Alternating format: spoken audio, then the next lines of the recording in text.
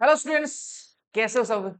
उम्मीद करता हूँ सारे बढ़िया हो, मस्त हो, मौज में हो। मेरा नाम है प्रदीप कुलसिया और आप देख रहे हैं आरएनएम एकेडमी। एक नए फॉर्म आए हैं, नई वैकेंसी आई है ईएमआरएस की। ठीक है, ये ईएमआरएस क्या है? ये एकलव्य मॉडल रेजिडेंशियल स्कूल्स हैं जो आपके मेनली मैं कहूँ ट्राइबल एरियाज के अंदर ये स्कूल्स होती हैं। ठीक है, और इनके अंदर अलग अलग वैकेंसीज निकली हैं प्रिंसिपल पोस्ट के लिए, पीजीटी, टीजीटी। ठीक है, जेएसए, हॉस्टल वार्डन मतलब accountant, hostel warden, lab attendant की वैकेंसी भी आई है। लैब असिस्टेंट की तैयारी आप में से बहुत सारे बच्चे कर रहे हैं, तो मैंने सोचा कि लैब अटेंडेंट के बारे में भी आपको बता दूं। अगर कोई इंटरेस्टेड है तो आप फॉर्म लगा सकते हो।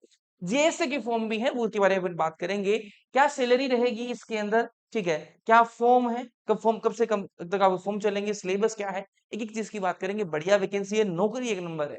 ठीक है, नौकरी एक नंबर नौकरी है भाई ये वाली। ठीक है, आइए थोड़ी सी बात कर लेते हैं। ईएमआरएस जो है आपकी इस ये जो आपकी जॉब होगी, ये जो एग्जाम होगी, वो सेंट्रल लेवल की एग्जाम है। ठीक है, तो ये सिर्फ राजस्थान की नहीं है, ये आपकी सेंट्रल लेवल की एग्जाम है।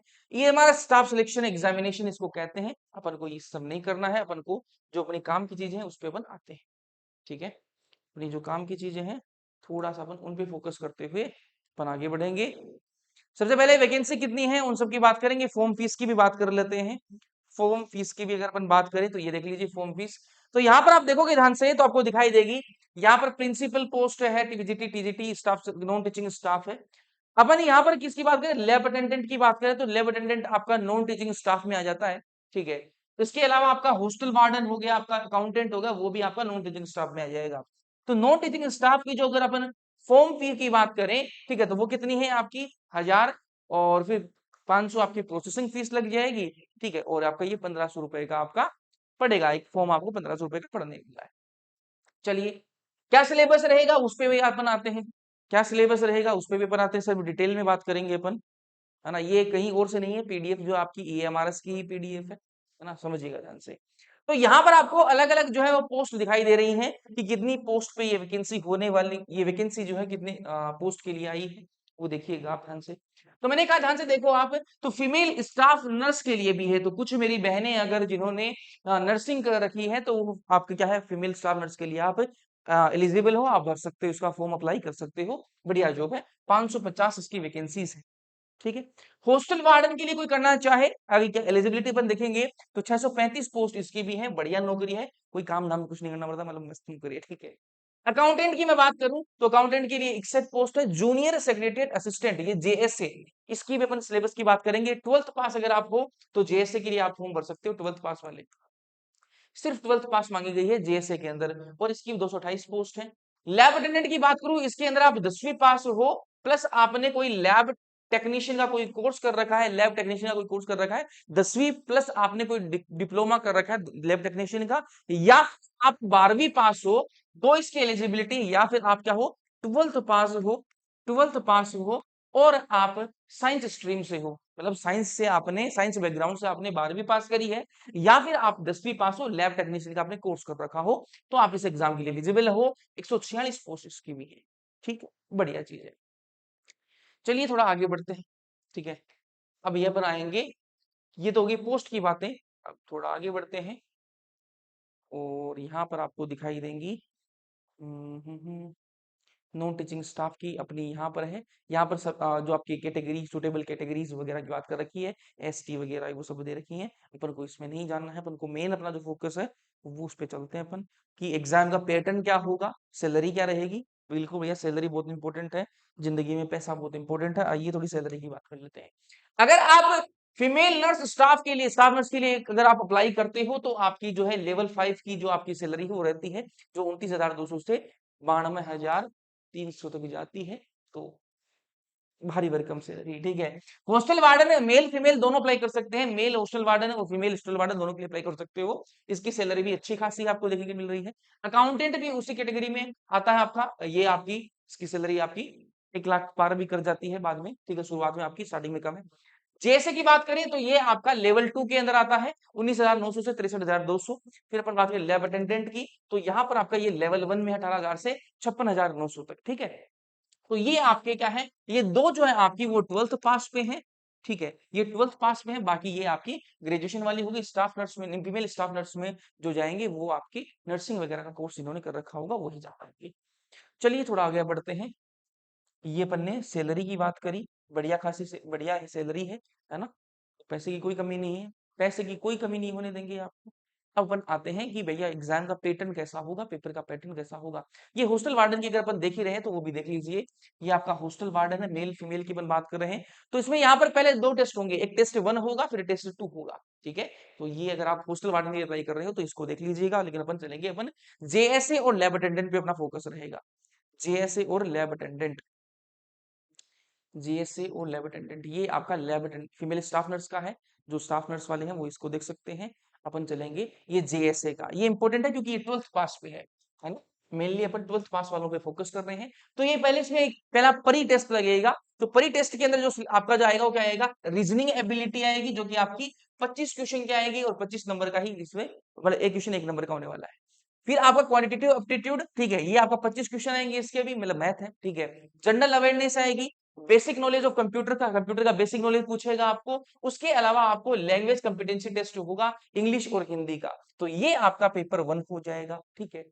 अब बात करें ये इसमें क्वालिफाइंग एग्जाम है, इसको आप अगर क्वालिफाई करते हो, इसको अगर आप क्वालिफाई करते हो तो जो क्वालिफाइंग स्टूडेंट होंगे उनको फिर अगले एग्जाम के अंदर बुलाया जाएगा, बाकियों को नहीं बुलाया जाएगा, ठीक है। चलिए यहाँ पर आपका टीयर 2 एग्जाम है, इसके अंदर सब्जेक्ट स्पेसिफिक सिलेबस जो है आपकी वेबसाइट पे आपको मिल जाएगा और वहां पर जो है आपको ये आपकी एग्जाम होगी। दूसरी जो एग्जाम होगी टीयर 2 एग्जाम होगी। Tier 1 pre exam, tier 2 exam के अंदर ऑब्जेक्टिव क्वेश्चन पूछेंगे आपको, 40 क्वेश्चन ऑब्जेक्टिव पूछेंगे, डिस्क्रिप्टिव पूछेंगे आपको 55 क्वेश्चन डिस्क्रिप्टिव आएंगे, ठीक है। टोटल मार्क्स की बात करूं 40 और 60 नंबर का आपका पेपर होगा, टोटल आपका 100 नंबर का पेपर होगा, 55 क्वेश्चन आएंगे और 100 नंबर का आपका पेपर होगा। 3 घंटे का आपको टाइम दिया जाएगा। तो यहाँ पर आपको ऑब्जेक्टिव मतलब टिक वाले क्वेश्चन भी मिलेंगे, ऑप्शन वाले भी, उसके अलावा डिस्क्रिप्टिव मतलब आपको लिखने वाले भी सब्जेक्टिव क्वेश्चन भी आपको देखने के लिए मिलेंगे। फिर आपको यहाँ पर टाइपिंग टेस्ट होगा, जेएसए के लिए बता रहा हूँ, टाइपिंग टेस्ट होगा वो, जो कि ज्यादा मुश्किल नहीं होगा, हो जाएगा, ठीक है। चलिए अब आते हैं अपन लैब अटेंडेंट पे आते हैं। इसके अंदर भी आपको 2 एग्जाम पास करनी पड़ेंगे, टीयर 1 और टीयर 2। टीयर 1 एग्जाम जेएसए और लैब अटेंडेंट दोनों के लिए लगभग सेम ही है। वही reasoning ability 25 question, quantitative aptitude आपका 25 question, general awareness 20 question, basic knowledge of computer 10, फिर लैंग्वेज कॉम्पिटेंसी और आपका इंग्लिश और हिंदी 10-10 क्वेश्चन, ये दोनों के लिए सेम रहेगा। तो मैं कहूंगा अगर आप एग्जाम की अप्लाई कर रहे हो तो जेएसए और इसके लिए दोनों के लिए अप्लाई करना, ठीक है। फिर टीयर 2 के अंदर क्या होगा, आपको यहाँ पर जो स्पेसिफिक सिलेबस से क्वेश्चन पूछे जाएंगे। स्पेसिफिक सिलेबस क्या होगा, लैब अटेंडेंट के लिए लैब से रिलेटेड जो चीजें हैं उनसे क्वेश्चन पूछे जाएंगे। जैसे आपके केमिस्ट्री की जो लेबोरेटरी है उसके अंदर क्या आपके इक्विपमेंट्स हैं उनके बारे में क्वेश्चन पूछ लिया, माइक्रोस्कोप के बारे में कुछ क्वेश्चन पूछ लिया, अलग अलग कौन सी पिपेट क्या है, ठीक है, सबके बारे में अलग अलग क्वेश्चन पूछ सकते हैं, केमिकल्स के बारे में क्वेश्चन पूछ सकते हैं। तो ये आपका जो सिलेबस है वो आपको स्पेसिफिक अगर आपको जानना होगा तो हम आपको इसमें बात करेंगे। तो 40 क्वेश्चन आपके ऑब्जेक्टिव, 15 आपके डिस्क्रिप्टिव, वही 55 नंबर का पेपर होगा, 100 नंबर की आपकी पेपर होगा ये वाला, ठीक है। यहाँ पर ये देखना लैब अटेंडेंट का पहला, जेएसए का और लैब अटेंडेंट का पहला एग्जाम का सिलेबस सेम है, लेकिन दूसरी जो एग्जाम है वो दोनों में डिफरेंट होगा, ये ध्यान में रखना।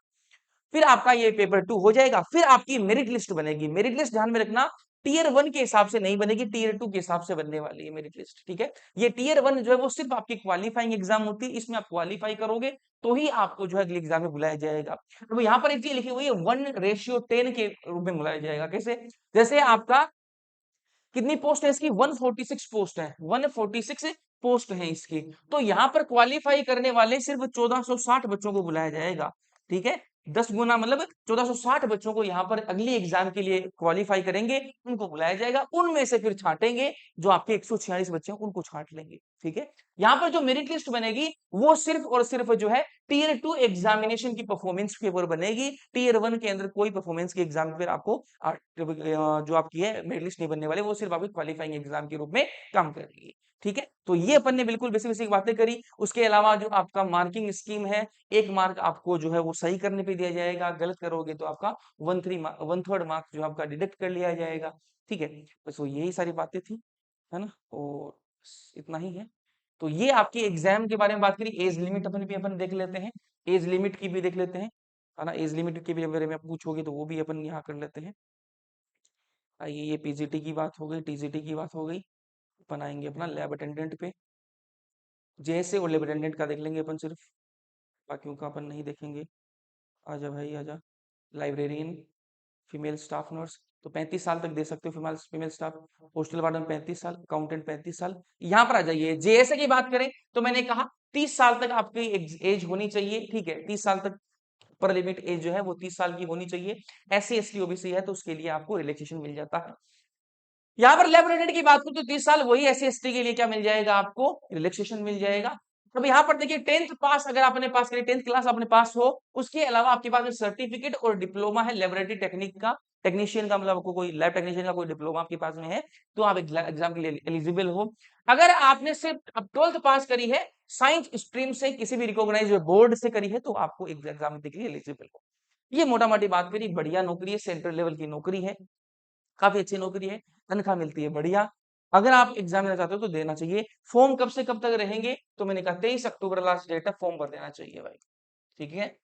23 अक्टूबर लास्ट डेट है। यहाँ पर जो है स्टेट गवर्नमेंट एग्जाम्स की तरह एग्जाम ज्यादा लेट नहीं करवाते हैं, एक बार वैकेंसी आ जाती है तो एग्जाम जो जल्दी करवा देते हैं, तो इसलिए तैयारी जो है आप कर सकते हो अगर करना चाहो तो। बाकी ये इन्फॉर्मेशन थी आपके लिए, तो सोचा आपके साथ में शेयर कर दूं। बाकी मिलते हैं अपन लेक्चर्स के अंदर, तब तक के लिए पढ़ते रहना, मस्त रहना, ओके।